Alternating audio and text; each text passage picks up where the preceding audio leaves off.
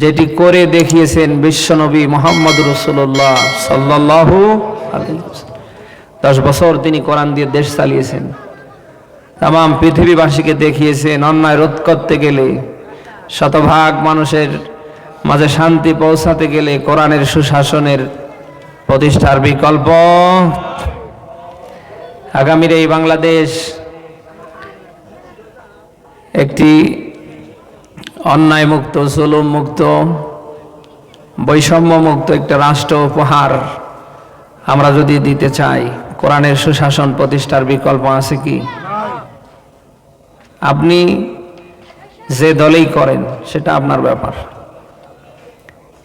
আমাদের রাজনৈতিক ভিন্নতা থাকতে পারে, আকীদাগত মত পার্থক্য আছে, ওটা কিয়ামত পর্যন্ত থাকবে। আগামী দেশে শতভাগ অন্যায় রোধ করতে গেলে, শতভাগ শান্তি মানুষের দ্বারে দ্বারে পৌঁছাতে গেলে কোরআনের সুশাসন প্রতিষ্ঠার বিকল্প আছে কি? আপনি যে দলেই করেন অসুবিধা নেই, আপনার আকীদা যেই হোক, কিন্তু আগামীর বাংলাদেশ কোরআন এবং রাসূলের সুন্নাহ দিয়ে চলবে, এই পক্ষে আমরা এক না? হ্যাঁ, মুসলমান দাবি করবার পরে নামের আগে মোহাম্মদ, নামের শেষে হোসেন মিয়া রহমান, আগা কেটে গরুর গোস্ত খেয়ে কেউ যদি এটাকে সমর্থন করতে না পারে, বুঝতে হবে ওর ভেতরে মুসলমানিত্ব নেই, ওটা টাটকা মুনাফিক। ওটা মরে গেলে মুসলমানের জন্য ইন্না লিল্লাহ পড়া হারাম। ওর কিসের গোসল, কিসের কাফন, কিসের জানাজা, কিসের 7 দিন 3 দিন 40 বছর কি? ওর জন্য অপশন দুইটা, হয় ওরে পানিতে ভাসাবেন, নতুবা আগুনে পড়াবেন। কথা কি আপনি শুনতেছেন? আল্লাহর বিধান দিয়ে, রসুলের সুন্নাহ দিয়ে দেশ চলবে, এই পক্ষে যদি কোনো মুসলমান সমর্থন করতে না পারে, আবারও রিপিট করে বলছি, ওর ভেতরে মুসলমানিত্ব নেই, ওটা টাটকা মুনাফিক। কোন মুসলমানের সন্তান আগামীর বাংলাদেশ কোরআন সুন্নাহ ভিত্তিক চলবে নিয়ে বাজে মন্তব্য করতে পারে? ইতিহাস হয়ে আছে মন্তব্য করতে, সেই সময় পেরেছিল যারা, এখন করছে যারা। ইতিহাস প্রমাণ করছে মুনাফিক যারা, বলেন না কেন? মুনাফিকরা ছাড়া কেউ এর বিরোধিতা করতে পারে না, পারবে না। কারণ মুনাফিকরা ভালো করে জানে আল্লাহর বিধান দিয়ে যদি দেশ চলে, সমাজ চলে, রাষ্ট্র চলে, আমরা যা করছি আমাদের পিঠের একটা চামড়াও থাকবে না। বলেন না কেন? না, এরকম মুনাফিক যদিও আমাদের দেশে নেই, সব ইন্ডিয়ায় আছে। হ্যাঁ, নামাজ পড়ছে কোরআনের তেলাওয়াত দিয়ে, মামুরি গেলে কোরআন তেলাওয়াতের মধ্য দিয়ে দোয়া হচ্ছে। সংসারে, দোকানে, বিভিন্ন জায়গায় বরকতের জন্য হুজুর ডেকে নিয়ে এসে কোরআন তেলাওয়াত করে নিয়েছে, তাতে কোনো সমস্যা নেই। কোরআনের সমাজ রাষ্ট্র গঠনের কথা বললেই তখন ওর সমস্যা। এটা টাটকা মুনাফিক। ওই সময় বিশ্বনবী মুহাম্মদ রাসূলুল্লাহর পেছনে কোরআনের তেলাওয়াতের মধ্য দিয়ে সাহাবীরা নামাজ আদায় করতেন, তাতে কোনো সাহাবীর মাথা ব্যথা ছিল না, কারোর কোনো সমস্যা ছিল না। রাসূল যখন সেই কোরআন দিয়ে মদিনা চালানোর ঘোষণা দিলেন, তখন আব্দুল্লাহ ইবনে উবাইর মতো মুনাফিক যারা, তাদের মাথা ব্যথা শুরু হয়েছে। বলে না কেন? আজও তাকান, এই দেশে আব্দুল্লাহ ইবনে উবাইর মতো হাজারো মুনাফিকের মাথা খারাপ হয়ে গিয়েছে। কারণ ওরা ভালো করে জানে আগামীর দেশ যদি কোরআন সুন্নাহ ভিত্তিক চলে, আমরা যা করছি আমাদের পিঠের একটা চামড়া থাকবে না। আমরা দেখেছি এর আগে মুনাফিকরা সংসদ ভবনে, পার্লামেন্টে কোরআনের আয়াত দিয়ে উদ্ধৃতি দিত, জাতিকে নিয়ে কথা বলতো রেফারেন্স দিয়ে।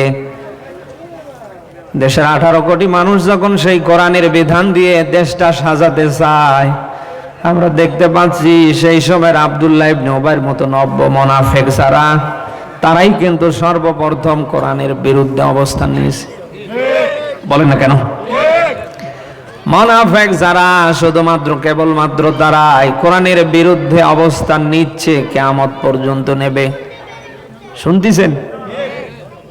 এই জন্য আপনাকে সতর্ক হতে হবে। শুধু মাথায় টুপি, মুখে দাড়ি, পোশাক আশাক, জুব্বা দেখলেই ওর কাছে যাওয়া যাবে না। আপনাকে অন্তত থার্মোমিটার দিয়ে পরীক্ষা করতে হবে যার ভেতরে আসল ঈমান আছে কিনা। কারণ এখন মুমিনকে মুনাফিককে বোঝার উপায় নেই। পোশাকে আশাকে ওপরে ফিটফাট, ভিতরে দেখবেন একেবারে তলে তলে সব সদরঘাট। ছোট্টবেলায় ব্যাঙ্গের বাচ্চা মাগুরের বাচ্চা আপনি এক জায়গায় নেবেন, বোঝার কোনো কায়দা নেই কোনটা ব্যাং আর কোনটা মাগুর। বলেন না কেন? ইউরিয়া সারের দানা একটা পিরিচে রাখবেন, আর হোমিওপ্যাথির কিছু বড়ি আর একটা পিরিচে রাখবেন।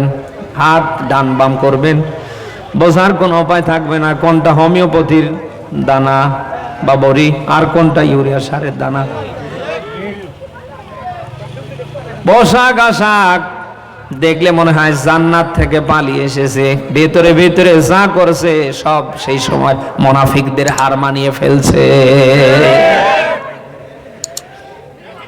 এরকম মুনাফিক কি মুসলমানের নেতা হতে পারে? যারা বিশ্বাস করে না আগামীর দেশ কোরআন সুন্নাহ ভিত্তিক চললে শতভাগ মানুষ শান্তিতে থাকতে পারবে, শতভাগ অন্যায় দূর হবে, আল্লাহর বিধান দিয়ে আগামীতে দেশটা চললে বৈষম্য মুক্ত একটা দেশ আসবে। যারা এটা বিশ্বাস করে না এমন মানুষ আগামীর কোন মুসলমানের নেতা হতে পারে? বলেন। আপনি ওই মানুষটাকে নেতা মানতে পারেন যে মানুষটা নিজে আল্লাহর কোরআনকে শতভাগ বিশ্বাস করে, যে মানুষটা কোরআনের বিধান কায়েমের পক্ষে কাজ করে, কেবলমাত্র শুধুমাত্র একমাত্র আপনি ওই মানুষটাকেই নেতা মানতে পারেন। আপনি যদি হাবি জাবি মানুষকে নেতা মানেন, আপনার মন মতো মানুষের যদি আপনি নেতৃত্ব মানেন, যতই নামাজ পড়েন, রোজা রাখেন, হজ করেন, ওমরা করেন, যত বড় দাড়ি নিয়েই মরে যান না কেন, কিয়ামতের ময়দানে ওরাও সেখানে, আল্লাহ আপনাকেও গুঁতো দিয়ে দেবে ওখানে। সূরা বনী ইসরাঈলের ৭১ নম্বর আয়াতে আল্লাহ ব্যাখ্যা দিয়েছেন, ইয়াউমা নাদাউ কুল্লা উনাসিম বিইমামিহিম। বলেন আল্লাহু আকবার। আল্লাহ বলেন কিয়ামতের ময়দান যেদিন কায়েম হবে, ওই দিন প্রত্যেকটা নেতাকে আল্লাহ ডাকবে তার দল বল সহকারে। আপনার নেতা যদি হয় ওই রকম মানুষ, ও নেতা তো জান্নাতুল ফেরদাউসে যাবে। হ্যাঁ, যে নেতা বিশ্বাস করে না কোরআনে সমাজনীতি আছে, রাজনীতি আছে, রাষ্ট্রনীতি আছে, যুদ্ধনীতি, শক্তিনীতি, বন্দিনীতি, জীবনের শুরু থেকে শেষ পর্যন্ত, রান্নাঘর থেকে রাষ্ট্র জীবন, জন্ম থেকে মৃত্যু পর্যন্ত মানুষের সব আল্লাহ কোরআনে দিয়েছে। যে নেতা এটা বিশ্বাস করে না, এ নেতা কিয়ামতে জান্নাতি না জাহান্নামী? আপনাকে বলছি, আপনি যদি এমন মানুষের নেতৃত্ব মেনে মারা যান, আপনাকে আমি আবারও রিপিট করে বলছি, ওই